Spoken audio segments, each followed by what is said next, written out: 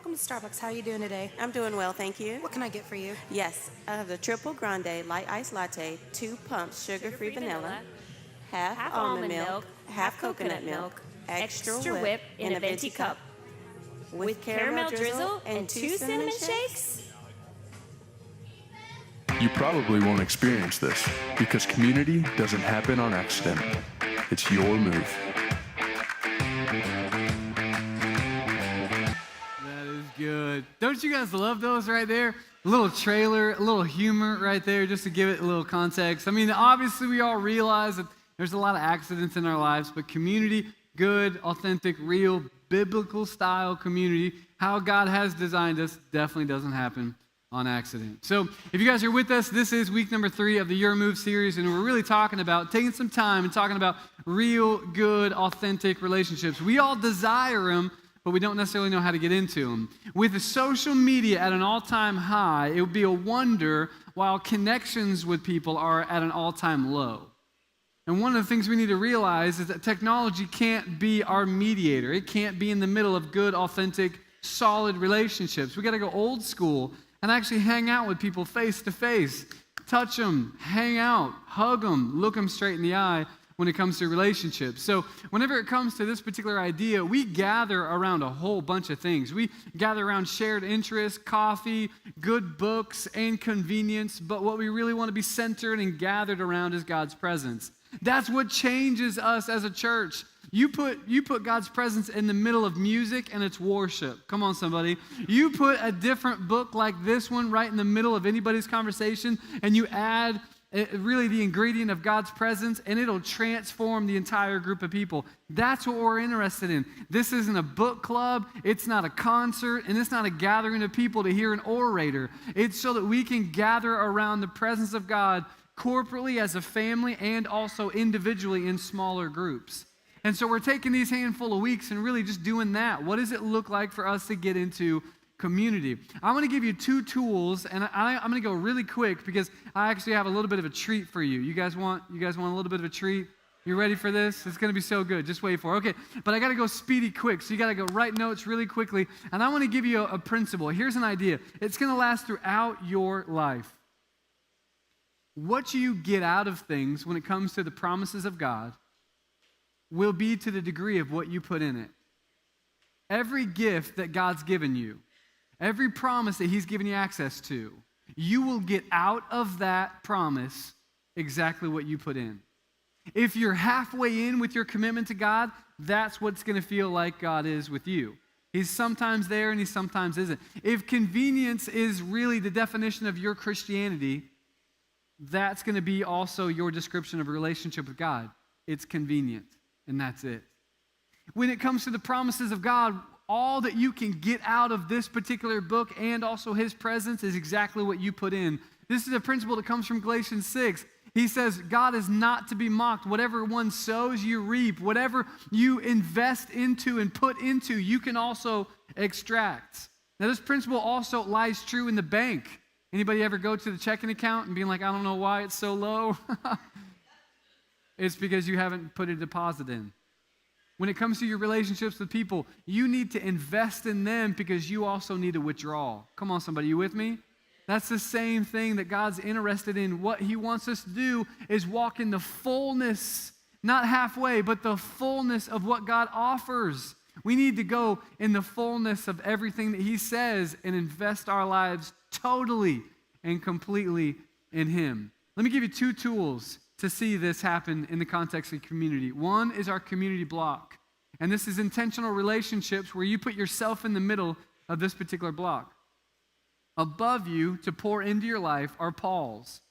Pauls, or for ladies, they're just women who are above you. They're a little further along than you. They're a stage or a season, a step of you. If you're not married, then you hang out with one of your Pauls that is married.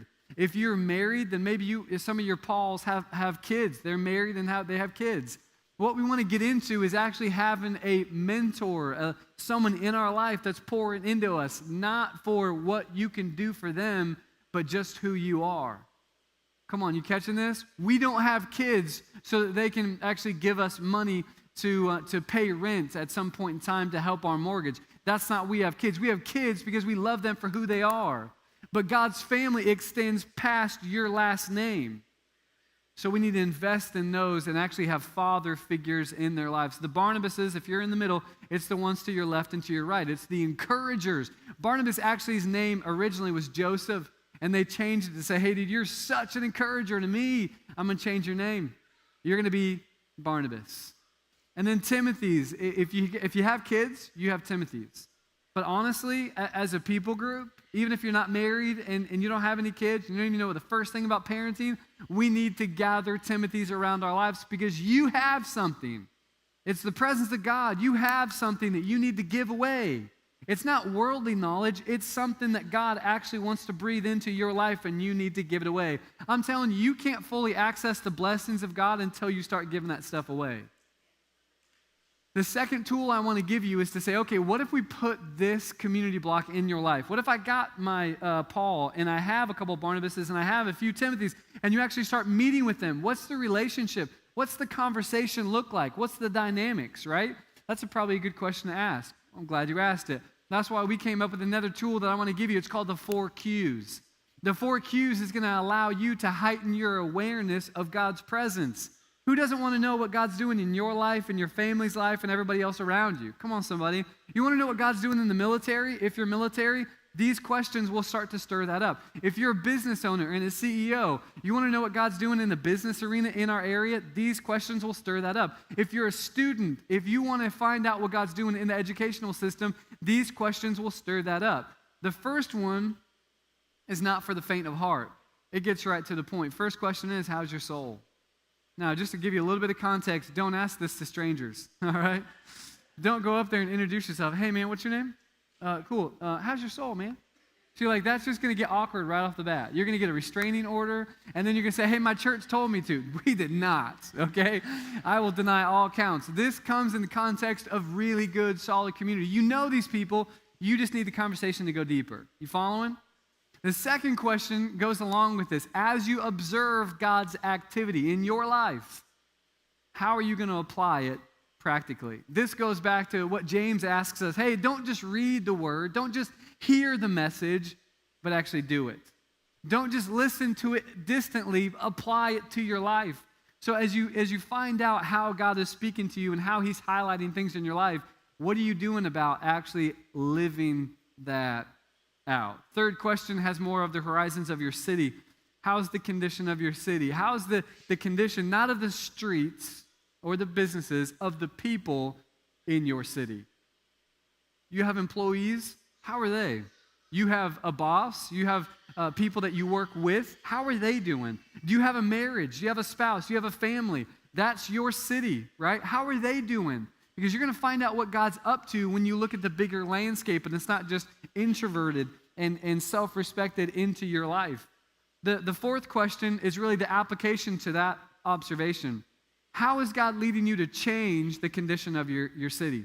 And you maybe think, okay, I see my coworkers, and there's just there's manipulation, there's maybe stealing in our business, and I feel like I just can't allow that to happen. You're going to go to your boss, you're going to go to coworkers, and I really feel like you are the agent of change to bring that morality up a little bit, the character and the integrity. That's how God's putting me in that particular place so that our environment, our work can change. Jesus says, don't just ride the boat, but when the storm comes, calm the storm.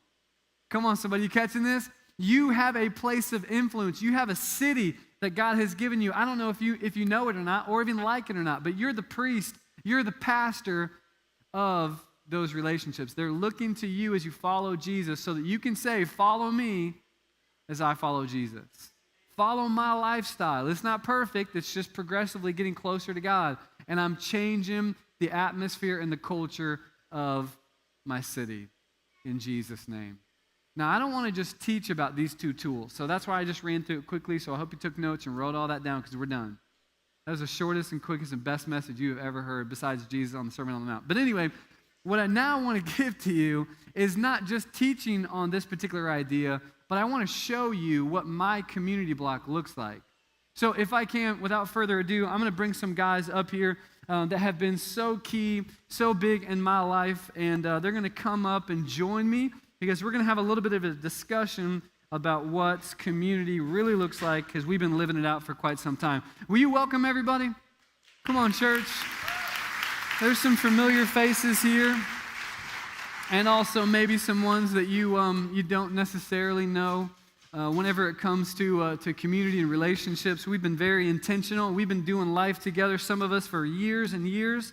And of course, you'll see some familiar faces like Randy. Everybody, come on and say hi to our senior and founding pastor, Randy Thornton. Everybody, so good to have these guys with me. I see you all the time, really, but let me just do a quick introduction. This is Jonathan at the very end, to your left, my right. He's our student pastor here. Such great relationships that we've had. Our relationship really started as friends, but now we're like literally family, which is really, really awesome and a much bigger privilege. We've been doing life together whenever he was up in Boone and planning the church up in Hilltop, and now he's down here as a student pastor, and now I'm the best man in your wedding, which is in 5 days. Come on, 5 days, he's got a wedding coming. If anybody knows any tips for best man speeches, I'll take them. And then there's Drew. There's Drew here. He's in the military. A good friend of mine, also a good friend. My wife and his wife are really, really good friends. Our family always hangs out together. It's so good. We have like a pretty much a weekly date. I think it's on Friday. All of our families just get together. And we just put it on the calendar because if we don't, it won't happen sometimes. And then there's Ralph. Ralph is literally an answer to prayer. We've been hanging out for a few years now. I can't remember how long it is, but whenever you have a certain type of relationship like this, it just feels like we've been friends forever, and such a great man in my life. So I got really two Pauls. I got a few other ones, but these are the big ones in my life, Ralph. And then, of course, this is a unique relationship that we wear a lot of hats, as Randy says. Here's one of my other Pauls that I love hanging out with. We do life together, but we do a whole bunch of things. It's obviously an employee of yours here at the church and family, and it goes so deep and so amazing too. So of course you know Randy, and then right next to him, Joey Harris, great friend of mine, and we've been friends for such a long time. And just like similar to Drew, our families are also doing life together, but you guys are a little bit further along than we are. So not only are you my Barnabas, but sometimes you act a lot of times as my Paul. I ask you questions about, you have an older daughter. And so I ask, as my 5-year-old daughter grows up, I ask you questions about them as well. So it's just good to glean on him as well. So now that's a brief introduction of these guys, who they are. But now I want to get into the context of what our relationship looks like. If you guys were just to be an innocent bystander at a coffee shop or a place that we would frequent, what would it look like really for us to hang out? So Randy, our dynamics has a whole bunch of hats. So tell us a little bit about, just what the dynamics of our relationship. Well, years ago, Ryan came to Grace Church as a young man, and I think at that time maybe started attending 2030. I hadn't really met him, and one of the ladies, Loretta Kaufman, was in the lobby, and he walked by. Ryan moved here to be a director at a tennis, lawn and tennis pro, whatever it is. I don't. He did something. He did something. So our relationship he managed tight. whatever. He managed the lawn and tennis part of it. So and so Loretta said, "Hey, Randy, did you see that kid walk just by?" And I said, "Yeah." So she said, "Well, that's your future son-in-law." So she kind of had a little bit of a prompting from the Lord, and I said, "What's his name again?" And so which has become reality. And so 9 years in the making, and my wife's here, by the way. Can you guys give it up for my wife? We've been married coming up on 9 years, 2 kids later. Anyway, sorry. Okay. Yeah. So and then eventually I got to know Ryan, and I just sensed a little bit what I do typically is just a cultural lifestyle of mine. Is I invest in people. I sense a call to some type of ministry. So I just started. Back then, Ryan and Rebecca weren't something. He was actually dating another young gal. It's so awkward that you mentioned that. Yes, but anyway. I found when God speaks to you, you just keep on doing what you're doing. Even if your circumstances don't always line up, you do what God tells you. So I started spending time with Ryan, mentoring him. We'd get together weekly, about for an hour. I just started helping him to take his next step in his spiritual journey, establishing basic habits and disciplines, and then that began to grow, and I began to see what God was doing in his life. I eventually hired him to be my part-time personal assistant, and then he did that and started going to Bible college, gave up his tennis career, started studying to be a pastor, and then eventually he asked me, hey, you mind if I date that beautiful blonde that's your daughter? And I said, that would be a good idea. I think maybe God's something in there. And to make a long story short, Ryan's just been one of those guys that we've groomed, grown, and it's intentional. So now Ryan's the senior associate here at Grace. And so now there's times when Ryan's been my Timothy. There's times when Ryan's my Barnabas. You know, we've been doing life long enough that he can look at me, I can look at him, and he just, hey, you know, in ministry you sometimes have people that always don't think that what you're doing is the best, you know, that sermon or that illustration or, you know, so, and there's always somebody. So Ryan can just, you know, we do Barnabases, but then there's times when Ryan's really grown in some areas that I'll actually, hey, what do you think? And I'll look to him for input and oversight because he's grown and mature. What's happened is you spend time long-term with somebody, they begin to grow in their fields, and then you're getting advice from the people that you help disciple. So we carry many hats, and so again, this concept of the community block is simply discipleship. You being a disciple, having people pour in to you, and you being committed to pouring out. And it's like this. Guys, I love what God's done at Grace. I mean, I look at all this. You know, last Sunday we had 1,600 people plus 400 online. We had 2,000 people. But you know what I'm not most excited about? Is the army of people that have been raised up doing God's will. That's good. One of my coolest stories is I remember there was a little 13-year-old boy on stage getting baptized a while back. And he says, hey, I'm here. I went to church, but I really never was walking with the Lord. And then one of my student leaders, which was in high school, named Josh Lett, started meeting with me, started discipling me, and he told me I had to eventually disciple somebody else. So he says, so Josh Lett discipled me, and then Josh Lett was discipled by Jonathan. Jonathan met with him, discipled him, as well as other people. And then Ryan met with Jonathan, poured into Jonathan, discipled Jonathan. I met with Ryan. So, and at the end of this 13-year-old, he says, and by the way, I'm discipling this other little boy. And he was 13 years old. And I'm going, Randy, Ryan, Jonathan, Josh Lett, 13-year-old, and now he's discipling somebody else. And so look at the number of people that were impacted and just helping them to gain traction in life and doing relationship. It just didn't end with that meeting, but it's this community block that we're talking about. Yeah, it's so good. Now, Ralph, similar as Paul in my life, we don't work together, but we find intentional times to either talk on the phone, calling each other up, or actually meeting in person. So can you talk a little bit about the dynamics of what that looks like whenever we get together? Yeah, just the beginnings of our relationship is it's just the Lord putting all of this together. You know, a lot of times things come together, you don't realize it in the beginnings of it, what may come out of it, you know. And so we met at a birthday party. My grandkids were having a birthday. And I was talking about Africa and what was going on in Africa. We have a ministry, been there for 29 years in Africa. And I noticed that Ryan was asking a lot of the good questions about what we were doing there and accomplishing our goals and so forth. And then he asked a question I remember just a moment ago was, who will take the ministry over after you're gone? I think that's a very important question to ask. I think it's something that is rooted and grounded in him because of this man right here, Randy, because there's the passing down. It's the passing the baton, over to someone else. And it's so important for us to realize that life is not about just you. It's about those that are around you, like a community that you're talking about. And then I saw you on the stage here. It stands out, and always will, is when God allowed me to see into your life and realize that Christ was trapped inside of you. Not altogether. Hear me out what I'm saying here. That there was a greater expression of him in Ryan to be brought out into the open and released.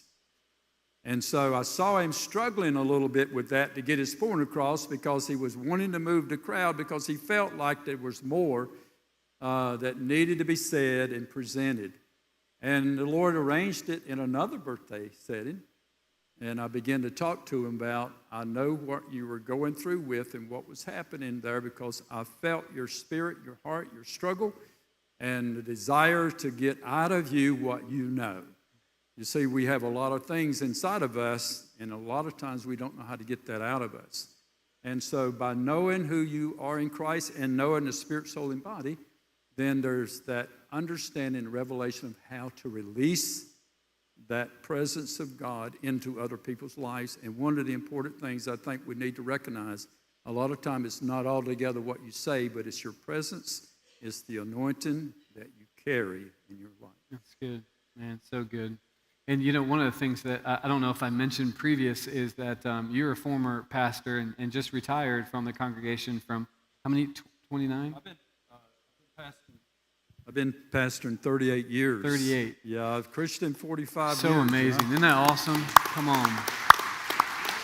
And so I remember what you said is one of the answers to prayer is that you were trying to find out clarity after you got done pastoring what you would do, and then whenever we started to hang out, that was a big answer to your prayer and also mine.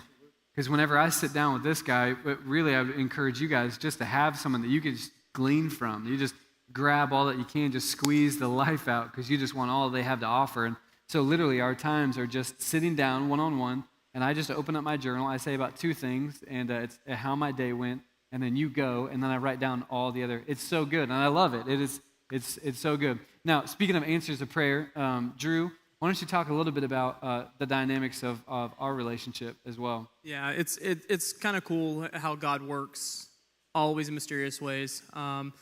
And even with the way that Ryan and I met. Ryan and I met. He was courting Rebecca at the time, and he had this thing going on where he was constantly putting on mascara, and he had dark fingernails, and had this gothic thing going on, and he needed some help with the ladies. And so obviously, me walking down the church, he saw this striking, good-looking guy, and he hit me up with a conversation and asked me if I could help him with. That's absolutely not true, and I'm completely joking, guys.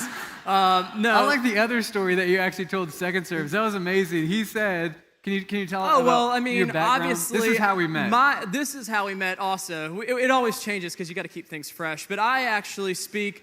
Little known fact: the most talented speakers in the church speak at the third service, children's service, up here on the stairs and to the right, and that's where they keep me. And so if Ryan or Randy or any of the other pastors really need some inspiration or some great tips on speaking, you can find me with kindergarten through 4th graders over there. So, and that's how Drew and I met. And that's how we met. No, not okay, really. sorry. Actually, in all reality, the way we met is my wife and I were constantly praying for community for a couple of years. I'm in the military and I have some great guys around me and stuff, but I needed something a little bit deeper. I needed something more. And so we were praying for friendships. And it just by chance, Ryan and I had talked about that, and I had kind of opened up that was something that we've been praying about. And so over the last couple months and years, we've started developing our friendship more and more and deeper, especially with our families being interconnected. And I mean, it could be anything from like last week when my wife asked me to pick 2 outfits, red or black, and I picked red, and she got upset that I picked red. And I call Ryan, I'm like, Ryan, what am I doing? He's like, well, actually in Hebrews, if you look at the original Greek, they're actually talking about picking both dresses. But in all reality, like, we've had some funny times with some easy questions, but then like in the last year, my wife and I have really had some hard stuff go on. I mean, our daughter got diagnosed with cerebral palsy. We had a miscarriage. My mother-in-law got diagnosed with stage 4 cancer. So having that friendship, that community there really just kind of brought me through those storms this last year. Man, it's been so good. It's been so good. Jonathan, similar question, just the dynamics of whenever we get together. I want to speak into a little bit of that. Yeah, absolutely. I consider myself a true son of this house, and what I mean by that is, I mean, yes, I have some blood relationships. Randy being my father, Ryan being my brother-in-law. I do have physical bloodline connection to this church, but that's not what I'm talking about. I'm talking about something much greater. When Jesus, Mary and his brother come up to Jesus and they say they're looking for him, Jesus says, "That's not my brother and my mother." He says, "Those who do the will of God, those are," and he goes on to explain, "That's my family." And what we have to recognize is that, and what we're trying to communicate to this church is that we are a family. And it's something that goes beyond who my dad is, who my mom is, it's the relationships we form. And so saying that specifically, Ryan, among many other men, but I remember with us, when I gave my life to Christ, grew up in this house, but when I really sold out at Camp EXP in 2011, I began trying to learn how to walk with God. And Ryan intentionally sought me out. He said, "Hey, Jonathan, let's grab some coffee." And so we sat down, and I began confessing a fear to Ryan. I said, "Ryan, I'm afraid that I'm not going to run with perseverance." I probably didn't say that like that, but I basically said, "I'm afraid that I'm going to fall back into things that I was doing beforehand." And Ryan, man, he did something that changed the trajectory of my life. As I expressed this fear to him, he stopped the conversation. He said, "Jonathan, I want to show you how I spend time with God, how I hear his voice, how I get wisdom from him." And he demonstrated for me how to hear from God. And thus we began a relationship where he would mentor me and just speak into me. And ultimately, he, at times he would bring correction and say, "Hey, Jonathan, X, Y, and Z." But more importantly, he was a champion of me. He believed in me. He said, "You're going to do more than you ever thought possible." And I'm just so thankful for that relationship. So that's kind of what our relationship looks like, and gone through good times, bad times, but he's just been there, and he's actually my best man, as we mentioned, in 5 days getting married. So I'm excited for our relationship and what it means. So Joey, our relationship, we talked a little bit about the history, but whenever we get together, can you talk a little bit about whenever we hang out together, what it looks like, conversation, etc.? I met Ryan right about the end of his ping pong career, or tennis, ping pong, yeah, sorry. similar. Yeah, sorry about that. No, he. I think one of the takeaways, if I were you, is the intentionality of relationships like this. You have to actually come to someone and say, I need this. Here's the vision I have. It just doesn't typically happen spontaneously. And Ryan, he called me up like I think he had with others, and saying, "Hey, I need," this was many years ago, "I need accountability. I need someone to ask me questions to figure out where I'm at. If no one's asking questions, sometimes you just don't come to that conclusion on your own." And similar to Jonathan, really one of the verses that we have really maintained in our relationship is Hebrews 3:13. It says, "Exhort one another every day so that your heart will not be hardened by the deceitfulness of sin." The flip side is true. If you don't have someone encouraging you that you're getting together with on a regular basis, more than likely, maybe even unknowingly, your heart is slowly but surely getting hardened by sin. And you need some deep community to be able to do that. Yeah, that's good. So good. Jonathan, as we talk about what community really means to you, can you talk about the role that you have, not just with us, but your community around you, and how that helps you to be a future husband, to be the man that you are now, to be a pastor, etc., how those are linked? Absolutely. Well, I think that, when we talk about life, whether you're in ministry as a pastor or you're working in a job or whatever it may be, I think there's a tension that we all manage where that can kind of be consuming at times. And I think what community, and why I think it's so important, is obviously God himself is a community, God the Father, Jesus, Holy Spirit. But I think what's so important is I think community not only brings the best out of me, it not only pushes me and says, "Hey, listen, you're going to do this, you're going to go after it." But I think for me, what I found is just uncompromisable is how it helps me enjoy life. it helps me appreciate what God is doing. And sometimes, 99% of the time, when we get together, whoever it is, we'll start sharing about what God's speaking to us. We're like, no way, like God's speaking that to you. And then you realize that you're not alone in it. You realize that, man, God has a bigger picture than just this small world, my perspective I can see. And so it opens my eyes to the bigger picture and helping me really run after all that God has for me and the blessings and the joy and all that good stuff that He gives us. So that's what it means to me. Yeah, that's so good. So Drew, a little bit different because you're in the military. Yep. So you have the privilege to not only serve our country, but there's just a different dynamics whenever we hang out, not just you and I, but just in the group setting, in a fight club together. How does that help you? Talk about the role of community and how it helps you actually go be a better soldier, employee, and Yeah, there's obviously differences, between like the civilian and military relationships that we all have. When I was first given this question, I was starting to think of like, what is one of the main differences since I've met Ryan. Before I met Ryan, I didn't have a Starbucks app, and I'm now a gold rewards member at that establishment. So that is one thing. If you want to get in a small group with Ryan, definitely take financial peace first, because you'll be spending a lot of time at Starbucks. But in all reality, in all truth, man, this relationship has been a refreshment. It's been an encouragement. It's been refilling. I just got back actually on Monday from a deployment, and during that whole time, like I was constantly in contact. We were doing FaceTimes. We were talking because, as some of you guys that are in the military know, and women, some of those relationships can be sometimes draining. You're in constant contact with those same people all the time, and there's great people. And I have guys that I work with that, we're a brotherhood. Like they do anything for me, and I do anything for them. It's absolutely the truth. And while I was gone, they were taking care of my family and meeting physical needs. But, as Christians, we have spiritual needs. They're a little bit higher. And sometimes the guys on your team, they can't fulfill that. And so you have to go outside of that realm and find the guys and find, even if they're military, they're civilian, whatever it is, the need to be met like spiritually is something it's huge for us as Christians, especially to be in that environment, in that constant contact with like I said, some of those relationships that are even draining or toxic at times. Like you have to be the light in the darkness, and you can only do that if you have the people around you that are filling you back up. Yeah, that's good.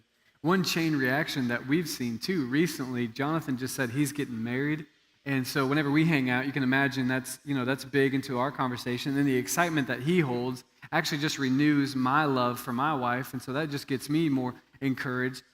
Drew and I have been talking about marriage too, and how we can just be better husbands and serving our wives.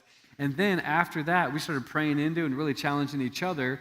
And then you've seen a whole lot of guys really on your team come to you for marital stuff, which has been pretty cool. Yeah, it's actually been kind of crazy. Like, this conversation of marriage and community has been something that's been huge between Ryan and I, and Joey and I, and a lot of the other people that are men that I meet in the church. And we have some awesome men of God that are serving right now in the military, and you can just go to those guys, and they show such leadership. But it is not coincidental that God puts those topics in your lives and in those small groups and those settings at coffee tables, and then next day, a guy's marriage is falling apart, and he's coming to you and hey man, I'm struggling. Can you help me? Yeah, so good, so good.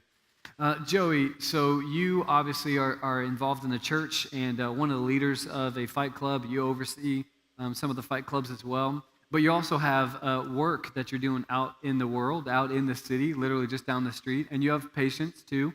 You have coworkers and everything else. Can you talk about the dynamics and just the role of what this community helps, also just going out, literally filling the city so you can actually be a pastor over and where you are? Yeah, I think it comes back to when we get together. I hope you wrote down those 4 questions. Those 4 questions are going to be so key to just helping you to discover things you didn't know about yourself. Ryan and I have been using the 4 Qs since the 4 Qs weren't even cool back in the day, back in the 70s. I was born in 80, by the way. Yeah. So just to touch on what he and I get together about every other week. It's 6 a.m. We meet for about an hour, and it's just constant questioning back and forth. In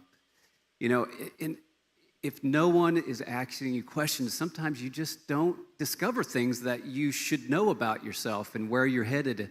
One of our favorite questions is, does the outside you match the inside you? And that's, you would stop. You think, so, it looks like you have a good mask on. You seem to be doing well, but is the inside matching that? And sometimes, I bet half of you, if you were asked that question, you would say, actually, inside, I'm struggling. And if no one asks you that question, sometimes you don't even dwell on the question and the solution. And so that's been so key for me, is when we meet, that's the huge difference between this community and relationships that I have. It's so intentional about uncovering what God's doing in your life.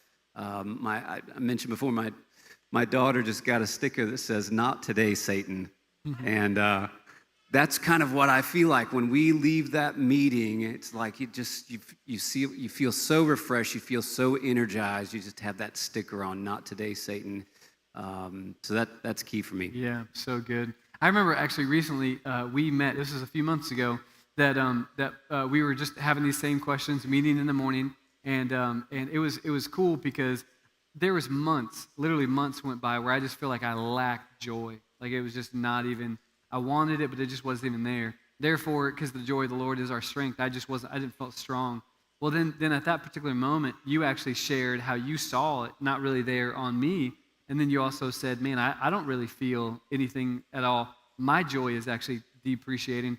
And we didn't plan on it by any means, but that conversation arose. We left there and we prayed into that. We just said, man, it was a simple prayer.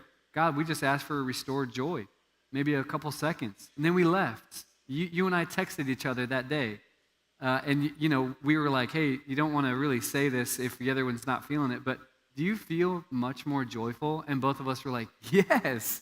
Like it was so amazing. I honestly, on my own, personally, have been praying into that thing for months, literally months. And then we get together, 5-second prayer, but let me just say this. Some of the things that you want access to, you can't have on your own. You have to get into community, so you'll have a breakthrough. And we had a breakthrough that both of us just had a countenance of joy just released over us that was absolutely amazing. So, man, that was anyway, just a little answered prayer I love. Okay, so Ralph, whenever we get together, we spend a lot of time, you do a lot of preparation. And just really just kind of hanging out intentionally. Can you talk about maybe some of the older generation that we have out here as you go into retirement and just kind of thinking, hey, what does that look like for you and how maybe they can glean in on some of that? And of course, bringing out the Randyism, you don't retire, you refire. That's exactly what you're doing. Can you speak a little bit about the season that you're in right now? Yeah, a lot of years of studying, preparation. I didn't go to Bible school. I wanted to go, but it didn't work out in my case. But it didn't stop me from reading the Bible. It didn't stop me from my relationship with my Lord and other people. I learned a lot just in communicating with Him and realizing that I needed to have the ability to be able to communicate such a great God as I was representing. The other thing was that I had mentors in my life. I had a father in my life, a spiritual father that imparted in my life, and I would not have known some of the things that I know today without I was told. Yeah. And it really helped me out big time. And I'd like to encourage the guys out there and the ladies that their hair may be turning a little gray now on you. And you may think, well, what do I have to offer? This young generation is so different than when I was coming up, and, such a gap there. But I can tell you, the young generation cannot go forward without us. That's good. God has imparted in our lives the ability that they need. We may not have the energy level. I mean, I got a recliner at home. I can crawl in that thing and I can go to sleep in a matter of minutes. I mean, I'm perfectly satisfied doing that at times. But by the same token, I realize there's a generation that needs God, and they will not find God in the way they need to know Him without we tell them. Yeah. And we inspire them, encourage them in the things of God. You know, you walk up to a young person, you know, in some cases they're so different in some ways you may think, but there's so much in common because they're hungry for what you have. Yeah. And once you start talking about the things of God that you have experienced, you mind me stand up? Yeah, do it. Boy, it's just like this, you know, and they really pay attention to you because you have something to say. And God will quicken that word to their hearts, and it will make sense to them in such a large way that will get them over the hurdle, get them into the function and the ministry that God has called. If I can say this, you know, when we got together the first time, I told Ryan, I said, listen, I'm not going to tell you about how to be a better preacher because... I learned that from Drew. Huh? I said, you know, and this is what I know. I mean, you can go to school, learn how to preach and deliver the message that's most popular out there today, and maybe improve on the guy that's delivered it. But I can tell you something other. You cannot deliver the heart of God without you spend time and know Him. That's good. And if you know Him, then that kind of relationship will just get a hold of people, and you will enter into people's spirits. You'll enter into their hearts, and you'll impart in their lives what God has given you. Man, that's so good. And so preparation in those with that kind of heart and attitude goes a long way. I love it. I always love seeing the people's reaction sometime whenever I spend time with people as well. You know, seeing this from both Ralph and Randy. And I sit down, and one of the first things that I say to them, I say, listen, I've been praying intentionally for you this past week. And I really feel like there's some direction for our conversation. And here's the set of questions that I want to go through. I mean, their eyes are like, wow, you've actually spent that much time on my behalf, and that's why we're getting together. Like they're ready for it, because a lot of times they don't realize, which is what happens when Ralph and I get together and Randy and I get together. When I sit down underneath them and literally just take notes, there's already preparations that I know they've had on my behalf, and they're just ready to pour back into my life, and it's massively encouraging. So even if you don't feel like you have anything to give, man, give it out, because you absolutely do. Randy, as we talk about so many people that are listening right now that have different hats that they wear. I'm a father, but I'm also a business owner, and I'm also maybe a grandparent like you. You're running a church, which has some business aspects to it, but also a lot of people aspects. Can you talk a little bit about the dynamic of relationship in which we've had too, that you do so extremely well, is you're fully there in the present, and you love on people so well? And really just trying to talk about a little bit of the roles and the hats, the differences that you wear. You know, Ralph just was mentioning how as you get older, sometimes you don't think that you may have things to offer. But let me tell you what this younger generation, when I say younger, under 50, this younger generation, see, I'm 60 in a couple days. But what they don't have is a good role model of what it means to father or to mother. I'm not talking about being a mommy or a daddy. I'm talking about fathering or mothering. That's good. And so by taking time to invest, ladies, guys, investing in younger people, or even people that are older, but it's that's caring and the concern. Because people really don't, it's not information that transforms people's lives. It's that loving and caring and just being open to pay attention to them. And again, being in the moment. You're there with them. You're not somewhere else. And just caring. And then what happens is once they know that you really care, then they're going to ask you, what do you think? And then there's some things that you know that they need to help them to take the next step. And so what you can do at that time, you can just impart. So, you know, we carry different hats. So as Ryan's grown, I just keep, as we always say, throw him under, I give him a different responsibility. And again, we work really well together as well as the team. My guys, I love that Grace Church. It is a health.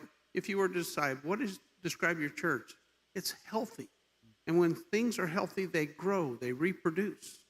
You know, God's called us all to disciple, to mentor. And if you don't make it intentional, it's like this. You want to have a great end of life? Make sure you fill your community blocks where you have intentionally put people in your life that are pouring into you. They're asking, how are you doing? What's going on in your life? What's God saying to you? What are you doing about it? It's the 4 Qs. See? And if you'll do that, you'll end well. Folks, a lot of your friends are not going to end well. Many of you have friends right now that were strong believers, but because they neglected to spend time with God and with other people that were checking up on them, what they did is they drifted. They got away from what God wanted to do. And so this community block is not just so it's something Grace Church wants you to do. You want to win at life. You want to win at your marriage. You want to win it with your family and your children. Guys, we're all going to drop balls. We're all going to go through seasons of devastation or discouragement.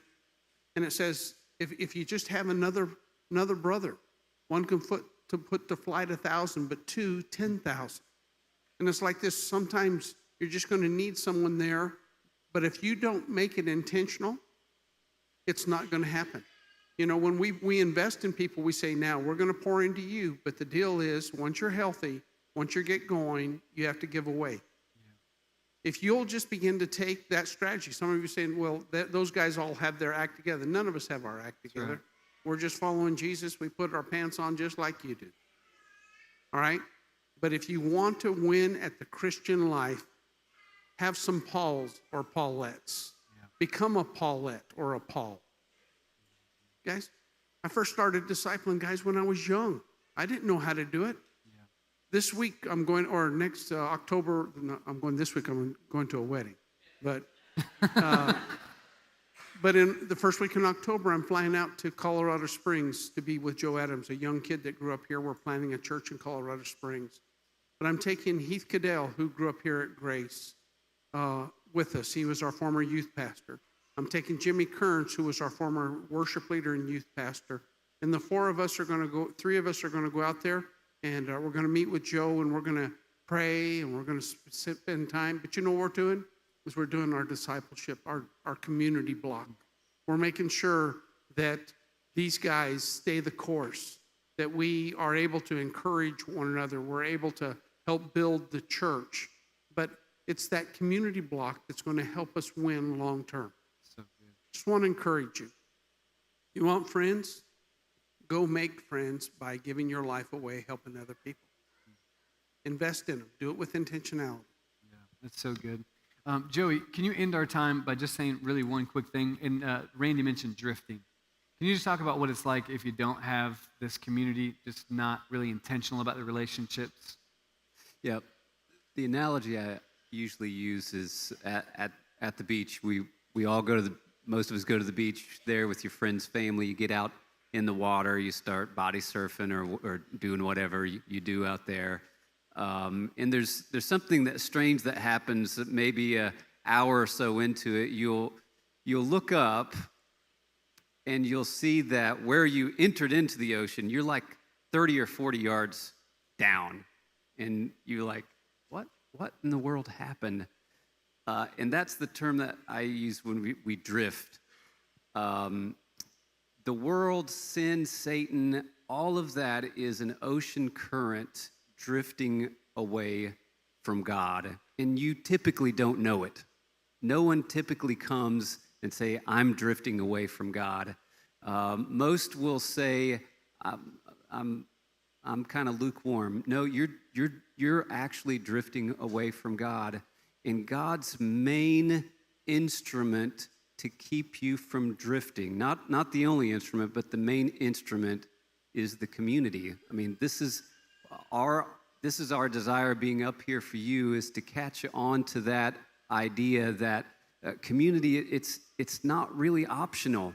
If you don't have people, deep relationships, asking you questions, you are going to drift away from God, just like you are at the beach. Yeah, so good. Guys, did you get anything out of this? Was this beneficial at all? Man, so amazing.